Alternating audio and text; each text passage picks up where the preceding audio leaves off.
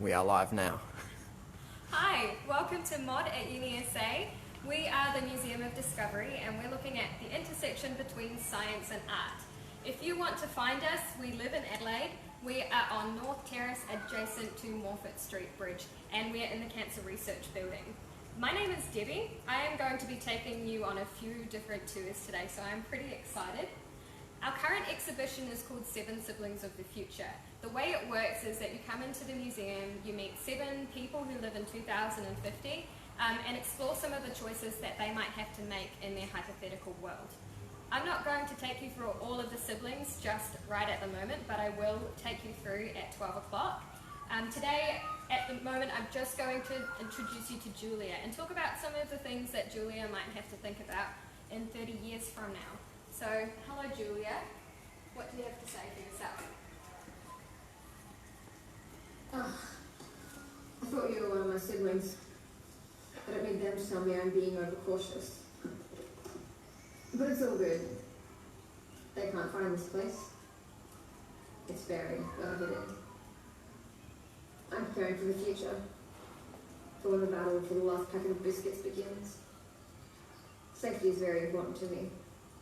That's why I've created this bushfire refuge. Do you want to see what I'm putting in my survival pack? A matchbox, freeze-dried food, a water purifier, a bag of salt. This style blanket will be useful when the nuclear winter comes.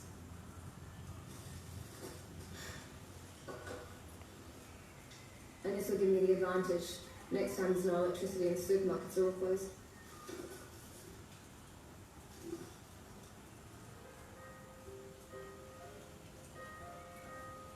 My favourite song. It's better to get your news on the radio than on the internet. Especially if you don't want people to find you. Hang on. How'd you find this place? It's blocked on all the GPS systems. I made sure of it. You know what? Never mind. If you're here, you may as well go into my hideout and choose what you will put into your own survival packs.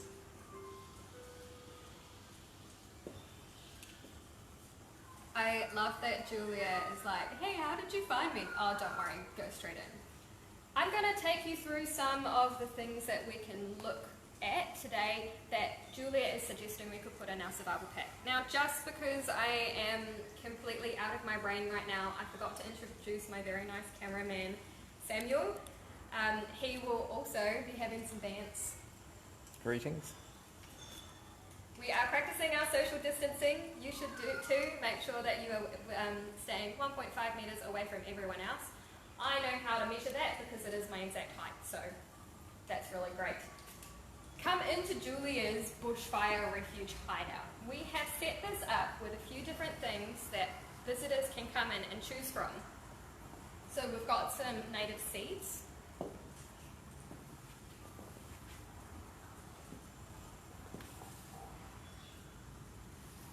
We have a few different games and puzzles just in case you're going to get bored in your little hideout. We have a University of South Australia degree of unknown, we don't know what degree that is. Do you have any hypotheses? Well, I'm thinking, given it's Julia's hideout, it's probably something Julia studied. Going to go with ecology or environmental science maybe? Who knows? Your choice. We have some Australian passports. Very useful for me as a non-Australian. They'll just think I stole it off someone. We have a solar-powered battery cell charger. So if you need, to keep up on those memes, that's your place. Memes are very important at this time. It's actually true. Like, it's really, really important to keep up your morale, and the only way I know how to do is with memes. We have jewellery and precious gems. So there's a few bracelets, a necklace, a few pearls. Got to stay pretty during your, spruik up your apocalypse outfit. We have laboratory and research equipment. This is very, very familiar to me because I'm a molecular geneticist and I see these all day. Don't want to see it during the apocalypse though. We have some books. These books were all chosen as part of this exhibit because they are important and influential to Australian society particularly. So you can see Dark Emu at the top there. And Looking for Alibrandi, that's something I'm pretty sure most of us read in school. In fact, I read it in school in New Zealand. Then we have water purification tools. Got to get your water, your daily dose of H2O. We have every 10-year-old's favourite item right here, gold ingots. I like it when like 10-year-olds come down and they'll come and they'll see the gold, they'll get excited because it looks like the gold bars in Minecraft. Sounds like a safe, secure investment right now. Oh yeah, extremely. We have some fire making tools, a knife and a hatchet. Did you ever read that book in school called Hatchet? No, unfortunately. Oh, it was about a kid who was my age at the time, I assume. I think he was like 14, and he had to survive and like by himself on an island. And so every time I see this, I think of that book. We have my personal favourite, a native gene bank. Talk a little bit more about that later, because I literally won't stop talking about that gene bank if I can help it. And we have organic gourmet canned foods. They Ale actually and sound pumpkins, good, yeah. like quince and apricot and rosemary syrup. I'd have some sounds of that good. seaweed. Oh yeah, sesame and seaweed salad, absolutely. And we have a first aid kit. So those are all of the things in Julia's bushfire refuge we can choose from. Obviously there are a lot more things that we could potentially put in our packs, but visitors can come in and choose the 3 items that they think are the most important in their survival pack. So I chose the native seeds, I chose the gene bank, and I chose the water purification kit. My justification for that was that I need water. That's easy. But I am also, because I am really passionate about plants and I'm a geneticist, it was really important to me that after some sort of natural disaster, that potentially burns down a whole bunch of our environment, like what just happened, it's really important to repopulate all of that area. So we've got the native seeds. Australia is a really hot and dry climate, and so native seeds are going to grow a lot better than non-native seeds, things like wheat and barley and oak trees. But there's a few interesting things when you look at it, because obviously Australia is so vast that not all of our plants around the different states are exactly the same. So we're going to want to take some seeds that are specifically suited to a South Australian environment, for example. But there's a few other things. So we need plants just to get good quality soil, to get good quality air, things like that, but also to eat. So the number one thing I see when people come over here is plant those seeds, get some food in, however many months. This is particularly relevant right now because a lot of hardware stores and garden centres are running out of seedlings of things like tomatoes because people are worried they're not going to have food. Ironically, that also means that they're not going to have food for about 3 months, and things like tomatoes don't grow over winter anyway. What's interesting with these is only one of them is an edible seed. That's not a bad thing, but that means that people don't necessarily have all of the information that they could have in order to make those decisions. We need plants that we can eat, but we do also need things like grasses and shrubs. So 2 of these are shrubs, I'm pretty sure, that are going to put nutrients back into the earth and encourage new growth from other plants and encourage animals to come back in. So that's why I chose those seeds. I also really love plants. Like, humans are boring, plants are the best. The other one that I chose was the native gene bank, but I think we're going to be walking past one of your choices. Yeah, personally, I did go for the books. Both practical and informative. You can burn them if worst comes to worst. Keep yourself warm. That hurts my soul to say. But only after you've read them. There might also be other uses for them in this current climate. certain shortages Yeah, have? so specifically dark emu, because dark emu talks about indigenous use of the land and indigenous agriculture, which was far, far more sophisticated than we ever gave credit for. Looking at those kind of practices and being able to adopt them into a world that has completely changed its climate or its environment, and being able to facilitate that change within the soils you're looking at, for example, or in the individual microclimates or microbiomes, that actually is really, really important knowledge that not everyone has. I am learning about it right now as I continue to read it at home. What else did you choose?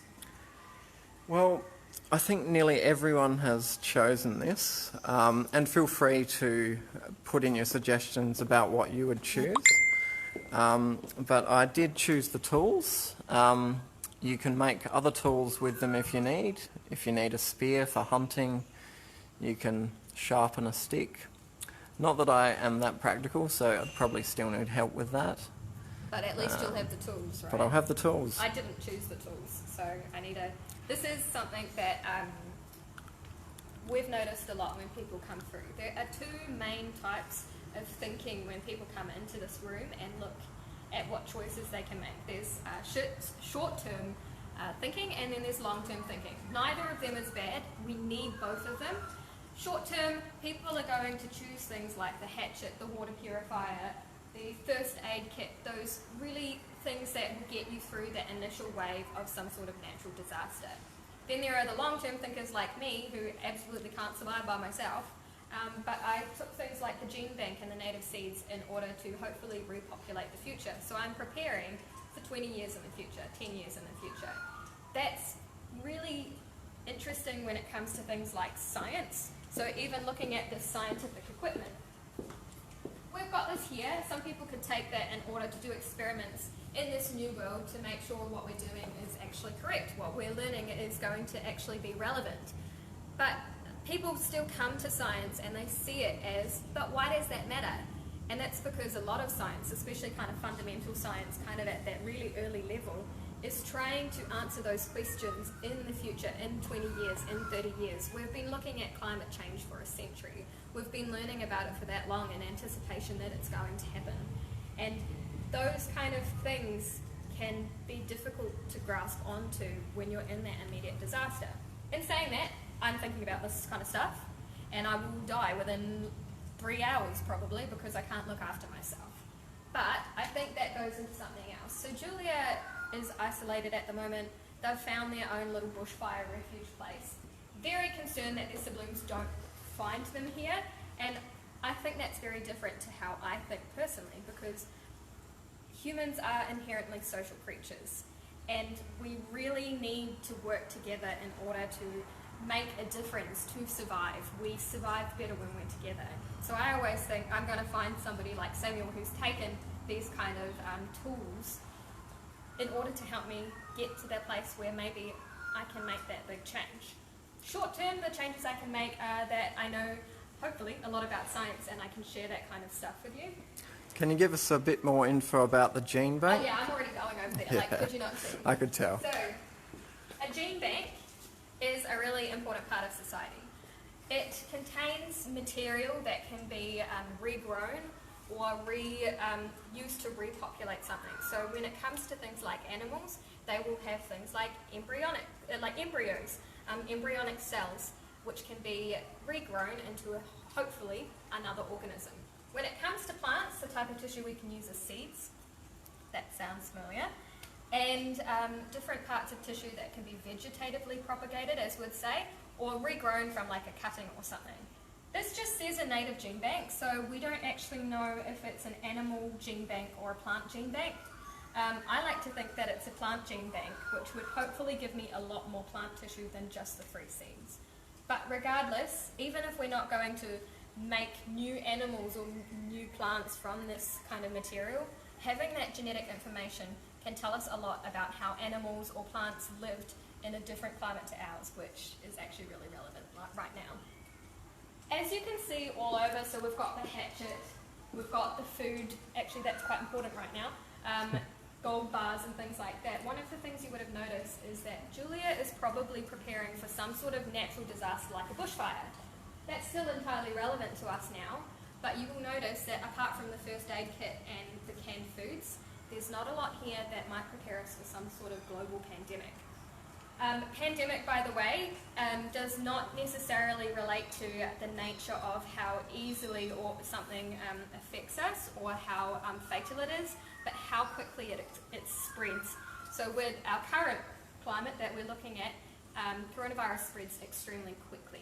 So we are not seeing anything like face masks, we're not seeing hand sanitizer, we're not seeing soap. Soap is extremely important when it comes to this because viruses, the outside of them, they live inside a little case that is made of fats and oils. And if you put your big bowl of spaghetti in the water with a bit of detergent, what happens? It literally breaks it apart. So soap is really effective, but I'm not seeing any soap here. I also noticed that while Julia put salt in their survival kit, they didn't put anything like soap. Trash talking Julia. I'm not trash talking Julia.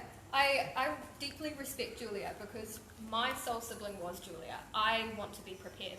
I think what this is really highlighting is the dynamic nature of the world, how quickly things change, how we can't prepare for everything, how there are small groups, there are virologists, there are epidemiologists that are going and looking at this and saying, by the way, this is a potential pandemic, we need to stop this. And they are the Julias of their world. They are still really important. But I think it goes into that whole, we can't do this on our own, we have to do things together, we have to have that crosstalk.